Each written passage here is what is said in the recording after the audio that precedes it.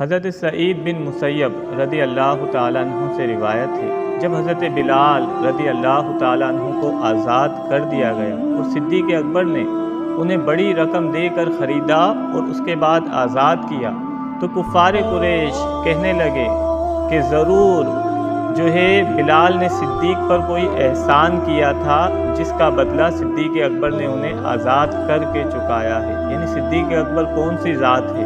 آپ دیکھیں جن کی گواہی اللہ رب العزت خود دے رہا ہے۔ پھر اللہ نے کہا سورۃ واللیل میں کہ صدیق نے بلال کا احسان نہیں چکایا بلکہ ہماری رضا اور خوشنودی پانے کے لیے بلال کو آزاد کیا ہے۔ یعنی صدیق کی گواہی قرآن کبھی اس طرح دے رہا ہے۔ دوسرے مقام پہ قرآن میں صدیق کی گواہی آئی کہ صدیق اللہ کی بارگاہ میں متقی ہے۔